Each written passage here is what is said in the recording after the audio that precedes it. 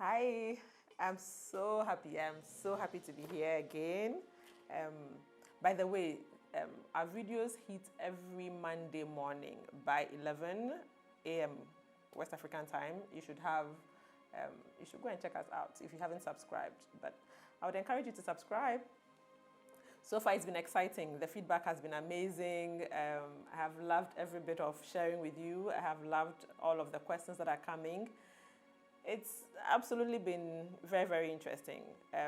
So today, I will try to speak a little slower because one of the feedback I got is it feedback or feedbacks? Feedback. Feedback I got was that I was a bit fast on the last video. So I'm going to try to be a little slower, not a lot. I naturally speak faster anyway, but I'll be conscious. So I don't overwhelm you and I don't rush through what I want to share. So like I said, I'm not going to teach what you would see elsewhere. I'm going to act as a guide on how we can together work this out so that you would live your authentic life within your God-given talents. So this particular time, we are going to focus on you being an executive in a job already and wanting to figure out how to properly plan towards turning your talent into revenue-making business. The first thing I did was, after I identified that this was my talent, I started growing myself. So you have to begin to invest in yourself. I know in this part of the world, it's quite... I don't think how do I even explain it without sounding a certain way? We don't invest a lot in ourselves. I think we invest more in things, material things, than in ourselves. But if you want to live a life of something that makes sense to you, something that gets you excited, even in your dreams, which is living out your talent, doing what God brought you here to do, you have to invest in yourself.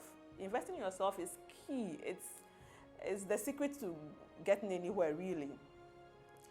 When I say invest in yourself, what do I mean? Invest in training, invest in developing that talent, invest in other areas of that talent. For instance, you might have the gift of speaking, but then you probably are shy speaking to a crowd or speaking at a place where there are more senior people to you.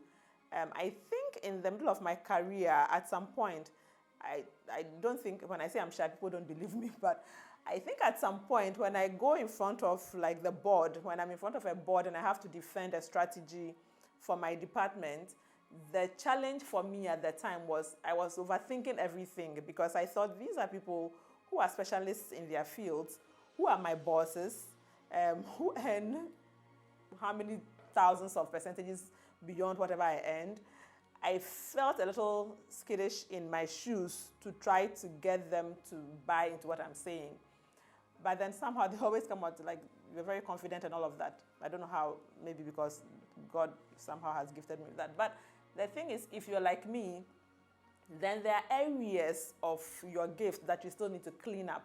And they're not just clean up, how do you present them? For instance, you have to learn about marketing. You have to learn a bit about accounting because you have to keep your books. If you started, say, making a little product, if you started making this pen in your basement, of course, it won't start looking this good. It might have started with some kind of unorthodox materials.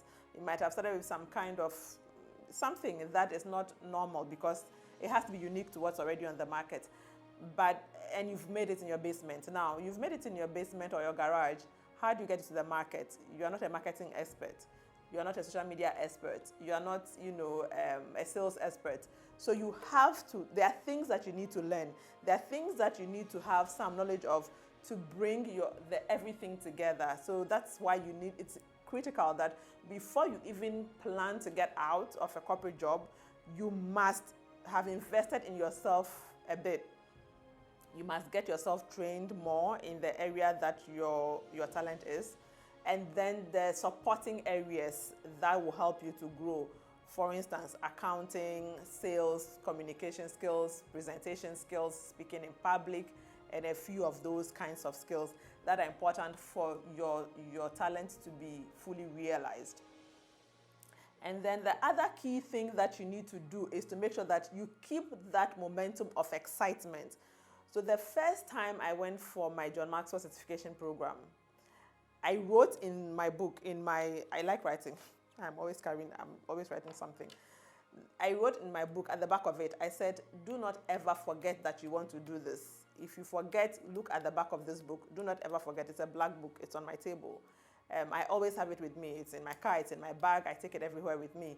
You have to try to make sure that you maintain the desire, because the comfort zone is so easy to slide into and not want to come out. Who doesn't want to be, who wants to be uncomfortable? So you want to be able to maintain that level of excitement and enthusiasm that you developed the day you decided, you know what, I'm going to do this. I'm going to figure out what this talent is, and I'm going to live within it, and I'm going to make money from it, and I'm going to be happy. I'm going to be fulfilled doing this.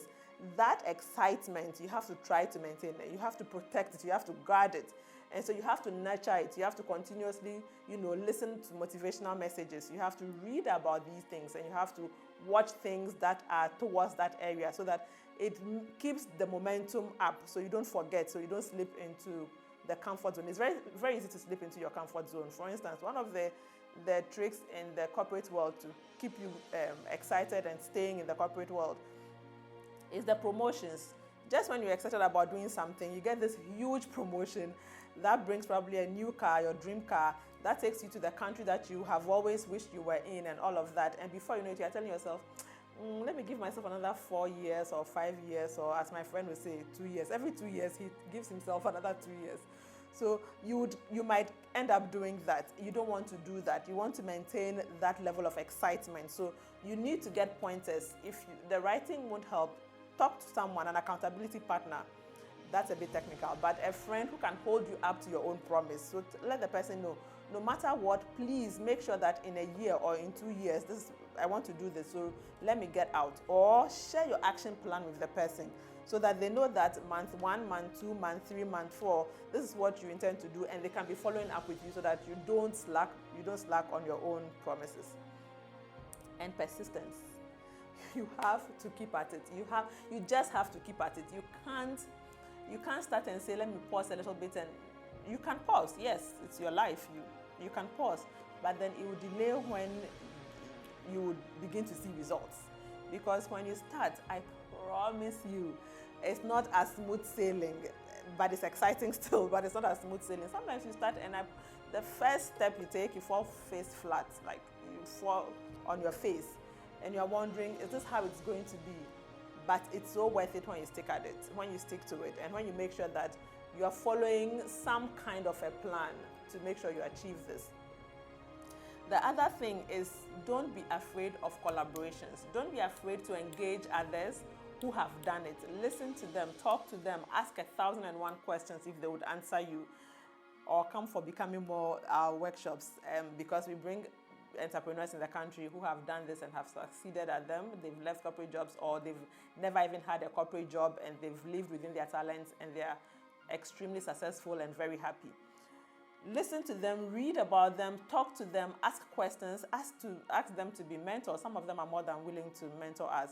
Ask them to mentor you, ask them to coach you if they have the coaching skills, or get a coach, So all of these processes, if you are able to follow through, in no time at all, you would have a clear idea when and where you are headed. Then the financial bit, that's the most critical bit. You have to learn about money. Money is very, very important. I was hoping to get a friend of mine who is an expert in money. He teaches about money. He worked in the money space. He still does work in the money space. He's lived within his talents. He's developed several businesses on the side, and they are all successful. And I was hoping he would be here with us one of the days to take us through how to plan financially to live within our talents. I'm hoping that I will still get him soon for him to talk to us. But in the meantime, remember that you have to learn about money, and you have to make sure that you're planning properly. You have to have a budget on all aspects of your life.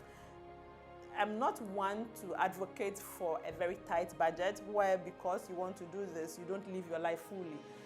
I love life. I love to have fun. I love beautiful things. I enjoy shopping more than any other activity in the world. And so you would want to do that, but just like dieting, where personally I don't cut out foods, I would reduce the portion size or what time I will eat and all of that. It's similar to when you are, budgeting or financially planning for these things. Instead of taking maybe 2-3 vacations in a year, you could say I'll take 1 vacation. So you're not saying you don't take any vacation at all. If you can, if you're the type that can say, oh, I will go without doing this, then of course, go ahead. But just don't starve yourself to the point where you will give up before you even start. That's why I like to start gradual, so that you pace yourself, so you don't feel like your life is over just because you want to live within your talent. So yeah, I haven't had a good vacation in about 2 years because I want to do what I want to do and I want to do it well. So I would rather move my funds in that direction rather than go on a vacation that will spend thousands of dollars, and for what? When I could get an equipment, when I could get furniture in my office, and when I could pay my office bills and things like that. So have a budget, have a detailed budget, document everything, even the little amount you give to the guy at the car park when you park your car at the mall, or at the security gate. Those of you who pay tithe, I pay my tithe, but not as regular. I wish I was more regular. Those of you who pay tithe, itemize all of those things and make sure that you are living within the amounts budgeted for. Yes, once in a while we might go out of it, and then you can intentionally save towards buying the things you need to buy, or investing what you need to invest, and or just acquiring enough so you can actually leave that job before you hit 65. Because by the time you hit 65 and retire, you would feel worse that you didn't start this earlier. I have interviewed a few of our leaders, and most of them will tell you they wish they had done this sooner, because when they had more energy and they had health on their sides, they would have been more successful quicker if they had started living within their dreams then. So you want to be able to do this quickly. I hope that we have started the planning talk and it's making some sense. I believe that next time we meet, we will talk more about the process of identifying opportunities based on what your talent is in this world, in this 21st century, so that we can actually know how to engage our talents within this time and be successful at it, and identify your niche and all of that. And then also our financial conversation. I hope I was able to make some sense with you today. I enjoy talking to you, so I can't wait to talk to you again. You have a fantastic rest of the day and the week, and I wish you so well. This is Naa Teiko. Thank you.